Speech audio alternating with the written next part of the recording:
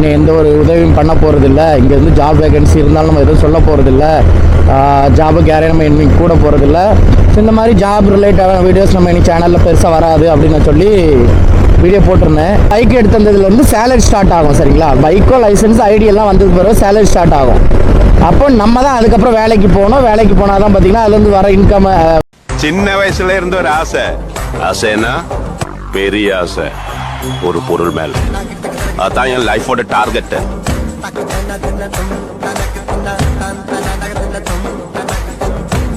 Hello guys, welcome back to our channel. நான் உங்கள் rider Surya. So நம்ம வீடியோஸை கொஞ்ச நாளாக பார்த்துருப்பீங்க. ஒரு 2 நாளைக்கு முன்னாடி நம்ம ஒரு ஸ்டோரி இன்ஸ்டாவில் போட்டிருப்போம். நம்ம வந்து யாருக்குமே என்னை எந்த ஒரு உதவியும் பண்ண போகிறதில்ல. இங்கே வந்து ஜாப் வேகன்சி இருந்தாலும் நம்ம எதுவும் சொல்ல போகிறதில்ல.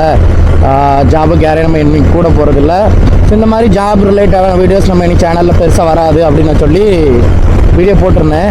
ஸோ அதுக்கு நம்மளோட ஆர்எஸ்எஃப்பும் சரி, இல்லை நம்ம வீடியோஸை புதுசாக பார்க்குறவங்களும் சரி, நிறைய பேர் கேட்டாங்க. நிறைய பேர் வந்து மெசேஜ் அந்த ஸ்டோரிக்கிலே நிறைய மெசேஜ் பண்ணியிருந்தாங்க. என்னாச்சு ப்ரோ, என்ன பிரச்சனை, எதுக்காக இப்படி பண்ணுறீங்க, நாங்கள் உங்களை நம்பியிருக்கோம். நிறைய பேர் நீங்கள் போடுவீங்க, வேக்கன்சி போடுவீங்க, உங்கள் வீடியோஸை பார்த்து தான் நாங்கள் வரணுன்ட்டு இருக்கோம் சொல்லி நிறைய பேர் வந்து கமெண்ட் பண்ணாங்க. அந்த வீடியோஸ்லாம் இருக்குது. ஐ மீன் அவங்க கமெண்ட் பண்ணதெல்லாம் நான் ஸ்க்ரீன்ஷாட் தான் எடுத்து வச்சுருக்கேன். நான் இந்த வீடியோ இப்படி போடும்போது நீங்களே நினைப்பீங்க அவன் இவனுக்கு கமெண்ட் பண்ண போகிறான்னு நீங்கள் நினைப்பீங்க. ஆனால் அவ்வளோ பேர் இருக்காங்க வேலை வேணும் அப்படின்னு இருக்கிறவங்க, வேலை இல்லாமல் கஷ்டப்படுறவங்க நிறைய பேர் இருக்காங்க. அந்தளவுக்கு நிறைய பேர் கமெண்ட்டும் வந்துச்சு எனக்கு. இவனை போவானா மாட்டானா. ஸோ அப்போ எனக்கு நிறைய கமெண்ட்ஸும் வந்துருந்தது. என்னாச்சு ப்ரோ, கால்ஸ்லாம் பண்ணியிருந்தாங்க. கால் பண்ணிவிட்டு நம்மளே மாதிரி இன்ஃப்ளூயன்சர் நிறைய பேர் கால் பண்ணி என்னாச்சு ப்ரோ, எதாவது பிரச்சனையா சொல்லுங்கள் அப்படின்னாங்க. அப்போ நான் இல்லை ப்ரோ ஒன்றும் பிரச்சனை இல்லை அப்படின்னு சொல்லி முடிச்சிட்டேன். ஆனால் அது ஒரு பிரச்சனை தாங்க. அதனால தான் பார்த்திங்கன்னா நான் இந்த அளவுக்கு வெறுத்துட்டேன். ஐ மீன் இனிமேல் வீடியோஸே போடக்கூடாது, நீ இன்ஸ்டாவும் யூடியூப்லேயே எதுலேயும் வீடியோஸ் போடாண்டாம் அப்படின்னு நினச்சி நான் மைண்ட் செட்டே ஃபிக்ஸ் பண்ணிட்டேன். நேற்று அந்த ஸ்டோரி போட்ட அன்றைக்கெலாம் பார்த்திங்கன்னா ரொம்ப ஒரு கஷ்டத்தில் இருந்தேன். ஒரு பெரிய மைண்ட் செட் எப்படின்னா இனிமேல் வீடியோஸ் போடக்கூடாது அப்படின்னு.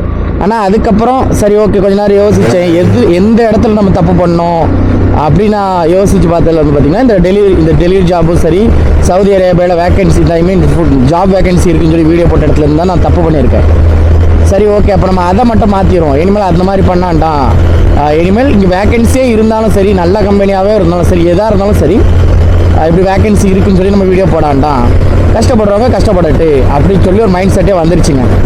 அது எதுக்கு, நான் பண்ணுறது சரியா இல்லை யார் பண்ணது தப்பு சரி, யார் பண்ணது தப்புன்னு சொல்லி நீங்கள் தான் அந்த வீடியோவில் சொல்லணும். இது வந்து கொஞ்சம் பெரிய வீடியோவாக கூட இருக்கலாம். உங்களுக்கு இந்த வீடியோலாம் பார்த்துட்டு இல்லை சூர்யா ப்ரோ நீங்கள் பழைய மாதிரி வீடியோஸ் போடுங்க அப்படின்னு சொன்னீங்கன்னா நினச்சிங்கன்னா கமெண்ட் பாக்ஸில் உங்களோட எண்ணங்களை கமெண்டில் பண்ணுங்கள்.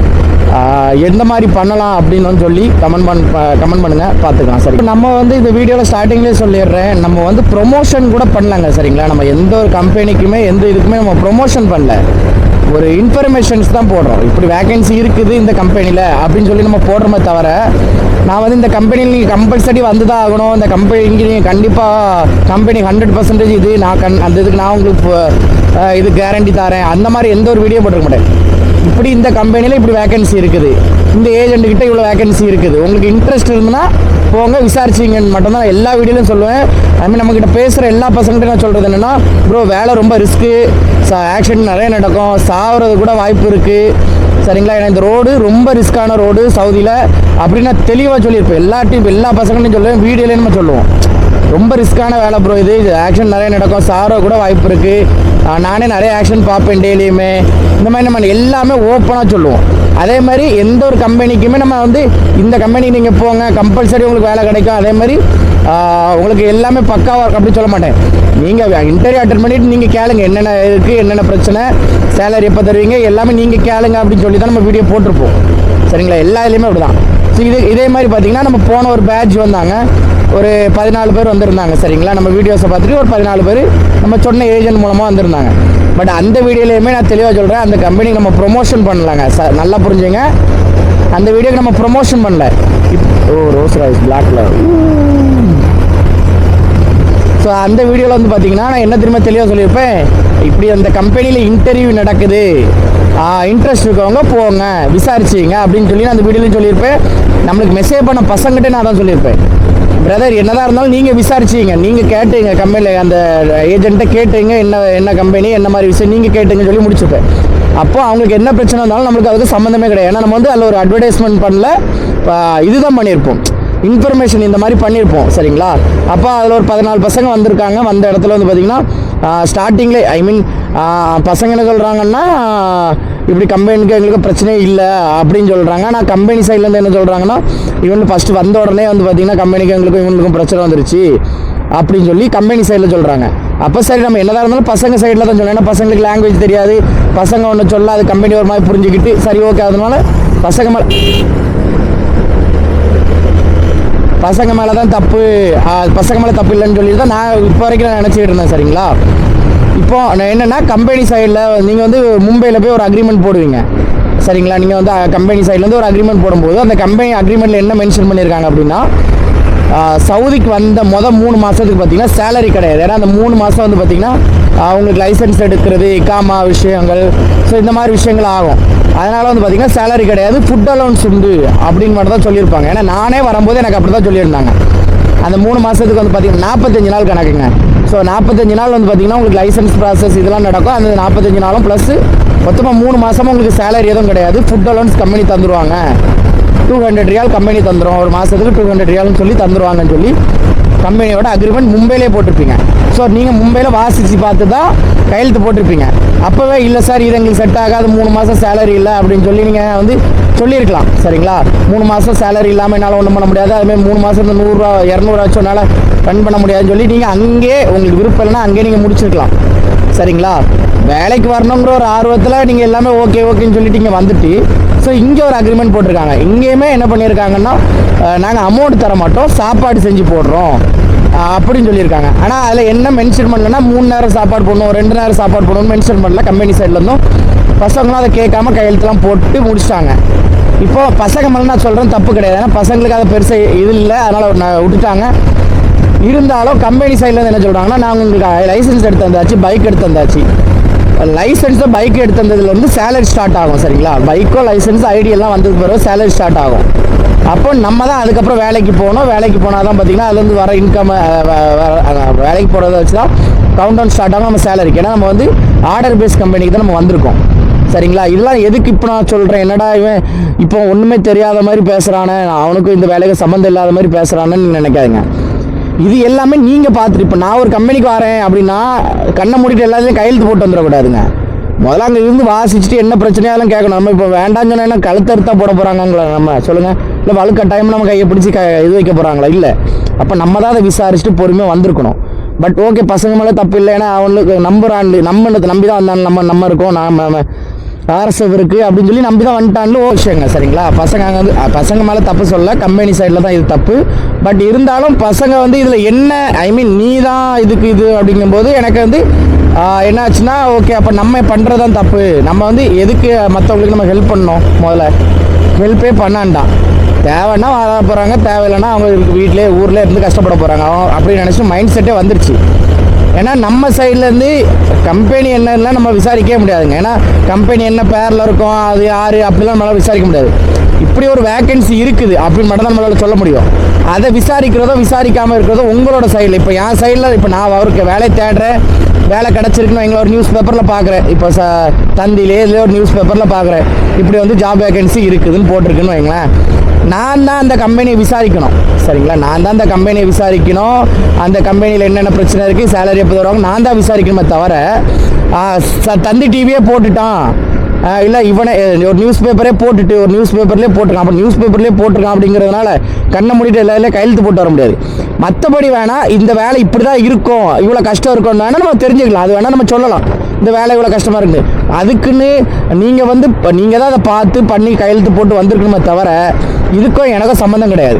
ரெண்டாவது இருந்தாலும் பார்த்தீங்கன்னா என்னோட மனசு கஷ்டத்தில் அப்புறம் நிறைய பசங்க அந்த ஒரு 5 பசங்களுக்கு தான் பார்த்தீங்கன்னா இங்கே இருக்க விருப்பம் இல்லை. மற்ற எல்லாருமே ஓகே தான். மற்றவன் என்ன சொல்கிறான்னு, இந்த கம்பெனி வேண்டாம் ப்ரோ, வேறு கம்பெனியில் வேணால் மாற்றி விடுங்க அப்படின்னாச்சு, ஓகேன்னாச்சு எல்லாமே. ஆனால் இதில் ஒரு 5 பேரோ 6 பேருக்கோ சம்திங் அது இன்ட்ரெஸ்ட் இல்லை. ஏன்னா அது அவங்களுக்கே தெரியாது, ரொம்ப கஷ்டப்பட்டாங்க. 3 மாதம் கூட ஆகலைங்க, 2.5 மாதம் சம்திங் தான் ஆயிருக்கு வந்து. சரிங்களா, கம்பெனியோட அக்ரிமெண்ட்டே என்ன போட்டிருக்காங்கன்னா 3 மாதம் வந்து சேலரி கிடையாது அப்படின்னு தான் போட்டிருக்காங்க. சரி ஓகே, இதில் ஒரு மிஸ்டேக் ஆயிடுச்சு. என் சைட்லேருந்து என்ன மிஸ்டேக்னா, நான் வந்து கூட்டு வந்தது தான் பெரிய மிஸ்டேக்னு வைங்களேன். அதுதான், ஏன்னா நம்ம நல்லது பண்ண போகிறோம்னு நினச்சி ஒன்று பண்ணோம், ஆனால் அது கெட்டதாக ஆயிடுச்சு. சரி ஓகே அப்படின்னு அப்படியே முடிச்சாச்சு அது விஷயத்தை, அதே முடிச்சிட்டேன். அப்போ நான் பசங்கிட்ட சொல்லியாச்சு, என்ன பண்ணுமோ பண்ணித்தாரேன், அதோட முடிஞ்சிட்டு. இப்போ நிறைய பேர் இன்னும் கமெண்ட் பண்ணிகிட்டு இருக்குது, ப்ரோ வேகன்சி தாங்க, ஜாப் வேகன்சி தாங்கன்றாங்க. ஸோ உங்களுக்காக தான் இந்த வீடியோஸ் நான் ஸ்டார்டிங்லேயே மேக் பண்ணது காரணமே அதுதான். நான் யாருக்குமே இனி வந்து பார்த்தீங்கன்னா என்னால் முடிஞ்ச அளவுக்கு நான் யாருக்குமே ஹெல்ப் பண்ண போகிறது இல்லைங்க. நீங்கள் நினச்சிருப்பீங்க என்னடா ஹெல்ப் பண்ண போகிறான்னு நினைப்பீங்க. இல்லைங்க, நான் ஹெல்ப் பண்ண போகிறது இல்லை. கஷ்டப்படுறவங்க கஷ்டப்பட்டுட்டே இருக்கட்டும், அது நம்ம தப்பு கிடையாது. ஏன்னா நான் ஒன்று பண்ணுவேன், நீங்கள் இங்கே ஒரு வர வரைக்கும் நீங்கள் நல்லா இருப்பீங்க. வந்த கொஞ்ச நாள் நீங்கள் ஆக்சிடென்ட்லாம் பார்த்துட்டு, பைக் ஆக்சிடென்ட் பார்க்குறதெல்லாம் பார்த்துட்டு பயந்துருவீங்க. இல்லை சப்போஸ் வீட்டோட ஞாபகம் வந்துடும், இல்லை வேறு ஏதோ ஒரு பிரச்சனை வந்துடும். அப்போ உடனே ஊருக்கு போகணும் நீங்கள் உடனே. ஆனால் அதுக்குன்னு உடனே என்ன பண்ணுவீங்கன்னா ஒரு சாக்கு எடுத்துகிட்டு வந்துடுவீங்க. இது ஒரு பாயிண்டாக கொண்டு போகணும். எங்கள் கம்பெனியில் எங்களுக்கு இது பண்ணுறாங்க, கம்பெனியில் எங்களுக்கு மரியாதை இல்லை, கம்பெனியில் எங்களுக்கு சாப்பாடு தரல, இதை நீங்கள் ஒரு சாக்காக எடுத்துகிட்டு வருவீங்க. அப்போ தேவையில்லாமல் உங்களுக்கு எனக்கு சண்டை தான் வரும். உன்னை நம்பி தானே வந்தேன், இங்கே எனக்கு சாப்பாடு தர மாட்டேங்காங்களே அப்படின்னு நீங்கள் சொல்லுவீங்க. அதனால எனக்கு இந்த ஐடியாவே இல்லைங்க. இனி இந்த ஜாப் வேகன்ஸை பற்றி நம்ம சேனலில் எதுவும் போட போகிறது இல்லை. டெய்லி நம்ம இங்கே நடக்கிறத போடுவோம். வியூஸ் போனால் போகுது, பார்க்குறவங்க பார்க்கட்டு அப்படின்னு சொல்லி நான் முடிவே பண்ணிட்டேன்.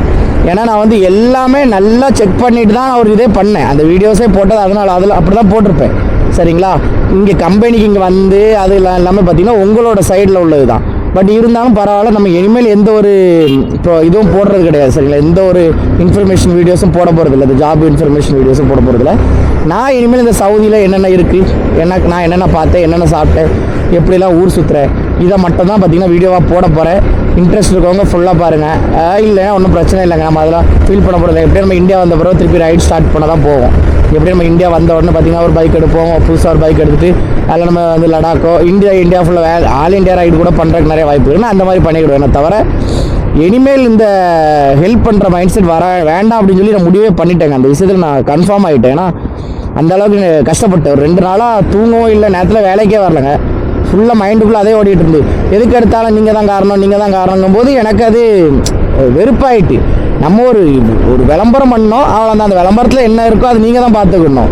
ஒரு இடத்துல சொல்கிறேன், அதுக்கு கிணறு இருக்குது, குதிங்கன்னா குதிச்சுட்டா போகிறீங்க, இல்லை நீங்கள் தான் செக் பண்ண போகிறீங்க. அதே மாதிரி தான் நீங்கள் இந்த வேலைக்கு வரும்போது நீங்கள் தான் செக் பண்ணியிருக்கணும், இல்லை நீங்கள் ஏஜென்ட்டை கேட்டிருக்கணும். அதை விட்டு ஏஜென்ட்டை பேசும்போது நல்லபடியாக பேசிக்கிட்டு என்கிட்ட வந்து கற்றுனா அது எனக்கு ரொம்ப கஷ்டமாக போயிடுச்சு. பட் ஓகே, நான் பசங்க அது எனக்கு ஒரு பிரச்சனை இல்லை, நான் பெருசாக யோசித்தேன். ஆனால் இப்போ இருக்க மைண்ட் செட் யாருக்குமே உதவி பண்ணக்கூடாது அப்படி மட்டும் தான் இருக்குது. நம்ம இன்ஸ்டாலே அதான் போடுறேன். இப்போது என்னென்ன ஆல்ரெடி நிறைய வீடியோஸ் எடுத்து வச்சிட்டேன், அதனால் அது மட்டும் தான் அப்லோட் ஆகும். அதுலேயும் கமெண்ட் பாக்ஸில் பின் பண்ணிடுவேன், கன்ஃபார்ம் பின் பண்ணிடுவேன். யாருக்கும் உதவி பண்ணுறதுக்காக இந்த வீடியோ இல்லை, என்னோட தனிப்பட்ட வியூஸ்க்காக, என்னோட விளம்பரத்துக்காக தான் வீடியோ போட்டிருக்கேன்.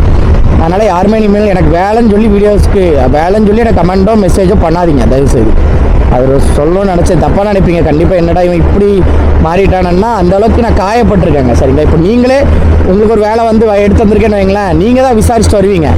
ஆனால் இங்கே வந்த பிறகு உங்களுக்கு அது செட் ஆகலைன்னா, சூர்யா வீடியோ பார்த்து தான் வந்தேன், சூர்யா தான் என்னை ஏமாற்றிட்டான், சூர்யாவுக்கு பாருங்கள் அப்படின்னு சொல்லும்போது அப்போ அது என்ன அர்த்தம்? உனக்கு இப்போ நீ சம்பளம் நல்லா வாங்குறீங்கன்னு வைங்களேன், நீங்கள் வந்து நல்லா சம்பளம் வாங்குறீங்கன்னா சூர்யாட்டையா கொடுக்க போகிறீங்க? சூர்யா நம்பி தான் வந்தேன், சூர்யா 1 மாதம் சம்பளம் அப்படின்னு சொல்லி நீங்கள் 2000 ரியால் எனக்கா தர போகிறீங்க? இல்லை எனக்கு எதாவது ஊரில் போயிட்டு அப்புறம் எதாவது பெருசாக பண்ண போகிறீங்க?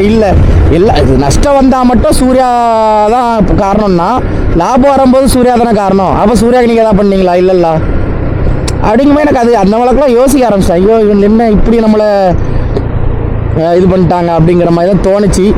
பட் பரவாயில்ல, எல்லாம் நல்லதுக்கே. நமக்கு ஒரு நல்ல பாடம், ஏன்னா நம்ம இப்போவே இப்படி ஒரு பாடங்கள் கற்றுக்கிட்டதுனால ஃப்யூச்சரில் இந்த மாதிரி. ஏன்னா எனக்கு இப்போ ரீசெண்டாக கூட ஒரு பெரிய கேமிங் பிளாட்ஃபார்ம்லேருந்து ஒரு ப்ரொமோஷன் வந்துச்சு. சரிங்களா, நான் இந்த ஜாப் வேகன்ஸ்லாம் முடிஞ்ச பிறகு சரி இந்த கேமிங்கை பற்றி போடலாம் அப்படின்னு நினச்சேன். அதுக்கப்புறம் நான் நிறைய இன்ஸ்டாகிராமில் பார்க்கும்போது நிறைய பேர் அதை தப்பான வீடியோஸ், அது உங்களுக்கே தெரியும், அது ஒரு பெரிய கேமிங் பிளாட்ஃபார்ம் வைங்களா, நீங்கள் இவ்வளோ கட்டினீங்கன்னா உங்களுக்கு இவ்வளோ கிடைக்கும், அந்த மாதிரி ஒரு கேமிங் பிளாட்ஃபார்ம் வந்து ப்ரொமோஷனுக்கு தந்துருந்தாங்க. நான் வேண்டவே வேண்டான்னு கண்ணை மூடிட்டு சொன்னேன், எனக்கு வேண்டாம் பிரதர். அவன் சொன்னான், நீங்கள் எனக்கு ஒரு 5 வீடியோ போடுங்க, 5 வீடியோ போட்டிங்கன்னா போதும் உங்களுக்கு இவ்வளோ அமௌண்ட் தரேன்னா. என் சைடில் ஒரே ஒன்று தான், இல்லைங்க எனக்கு இன்ட்ரெஸ்ட் இல்லை. ரெண்டாவது எனக்கு அவ்வளோ, நானே அவன்கிட்ட சொன்னேன், எனக்கு அவ்வளோ வியூஸ் போகாதுங்க, அதனால் எனக்கு நீங்கள் வேண்டாம், இந்த ப்ரொமோஷன் வேண்டான்ட்டு அவர்கிட்ட நானே சொன்னேன். ஏன்னா எனக்கு தெரியுங்க எதில் பண்ணால் நான் பிரச்சனையில் இருக்கும், எனக்கு என்னை மாதிரி எவ்வளோ பேர் கஷ்டப்படுவாங்க தெரிஞ்சு தான் நிறைய விஷயங்கள் நானே வேண்டாம்னு சொல்லியிருக்கேன். பட் இந்த ஜாப் வேகன்சியில் நான் வந்து இன்ஃபர்மேஷன் மட்டும் தான் போட்டேன். இப்படி இந்த கம்பெனியில் இன்டர்வியூ நடக்குது, இப்படி ஒரு கம்பெனியில் வேலை இருக்குது, இப்படி ஒரு கம்பெனியில் இது இருக்குது அப்படின்னு தான் சொல்லியிருப்பேனே தவிர நான் மற்றபடி இந்த கம்பெனி பக்காவான கம்பெனி செட்டான கம்பெனி நீங்கள் வந்தீங்கன்னா எல்லா கம்பெனியுமே அப்படிதாங்க. எங்கள் கம்பெனியுமே 15 தான் சேலரி தரான்லு, 15ஆம் தேதி தான் சேலரி தரான்லு, வண்டியில் எது உடஞ்சாலும் அதுக்கு சேலரி கட் பண்ண தான் செய்வான்லு, செயின் மாத்திரைக்கு சேலரி கட் பண்ணுவான்லு, ஆயிலும் பிரேக்கை தவிர இது எது மாற்றினாலும் சேலரி கட் பண்ண தான் செய்வாங்க. எல்லாமே எல்லா கம்பெனிலையும் அப்படி தான். அதுக்குன்னு நம்ம வந்து போனாலே லட்சக்கணக்கில் சம்பாதிக்கலாம் அப்படி கிடையாது. நம்ம வேலை பார்த்தா சம்பாதிக்கணும். நீ வேலைக்கு போகணும், வேலைக்கு போகும்போது ஒரு இடத்துல உட்காந்துக்கிட்டு இருந்தால் அப்படி எப்படி சம்பளம் தருவாங்க? கம்பெனிக்காரன் என்ன பைத்தியக்காரன் சும்மா வந்து உட்காந்துட்டு போகிறதுக்கு சம்பளம் தர்றதுக்கு? அதனால் யாரும் என்ன தப்பாக நினைச்சாலும் பரவாயில்லைங்க. ஏன்னா வந்து அந்தளவுக்கு நான் தான் கஷ்டப்பட்டிருக்கேன், உங்களுக்கு தெரியாது. நான் என்ன கஷ்டப்பட்டிருக்கேன்னு உங்களுக்கு தெரியாது. பட் நீங்கள் பொறுமையாக யோசித்து பார்த்தீங்கன்னா தெரியும். ஏன்னா ஒரு இடத்துல இருந்து இப்படி ஒருத்தர் வீடியோ போடுறான், இவ்வளோ நாள் ஒரு நல்ல வீடியோ போட்டுட்டு இருந்தவன் திடீர்னு ரொம்ப கஷ்டத்தில் ஒரு வீடியோ போடுறான்னா அதுக்கு இதுதான் காரணம். ப்ளீஸ் மன்னிச்சிருங்க எல்லாருமே.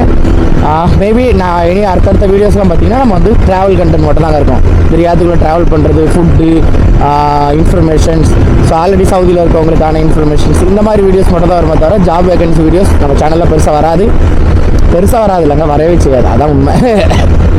சரிங்களாங்க.